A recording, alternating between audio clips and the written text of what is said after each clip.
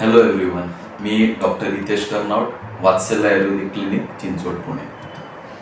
बऱ्याच जणांनी क्वेश्चन्स केला की आता या थंडीच्या याच्यामध्ये खूप जण MI म्हणजे हार्ट अटॅकने वगैरे जात आहेत, तर मग काय काळजी घ्यायला पाहिजे की जेणेकरून अशा इन्सिडेंट्सपासून आपण स्वतःला सेफ ठेवू शकतो.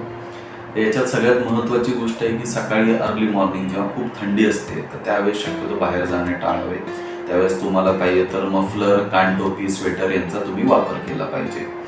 त्यानंतर जे कार्डियक पेशंट्स आहेत, ज्यांना शुगर, डायबेटिक पेशंट्स आहेत, त्यांनी रेग्युलर चेकअप करणं गरजेचं आहे. तुम्ही न्यूली जिम वगैरे जॉईन करणार असाल तर तुमच्या फॅमिली डॉक्टर अँड ट्रेनरचे सल्ले घेणं गरजेचं आहे. एक रुटीन चेकअप अगोदर करून घेणं गरजेचं आहे. त्यानंतर तुम्ही जिम जॉईन करू शकता. त्यानंतर याच्यामध्ये पंचकर्माच्या दृष्टिकोनातनं जर तुम्ही इच्छुक असाल तर याच्या स्नेहस्वेदन बसती आयुर्वेदिक डॉक्टरांच्या सल्ल्याने तुम्ही करून घेणं गरजेचं आहे. बेसिक तुम्ही अभ्यंग जरी केलं तरी याचा खूप चांगला फायदा होतो, कारण की याच्या थंडीमध्ये त्वचा रुक्ष असणे, मलावष्टंभ म्हणजे कॉन्स्टिपेशनचे इश्यू असणे, ही प्रॉब्लेम तुमचे सॉर्ट आउट व्हायला मदत होईल.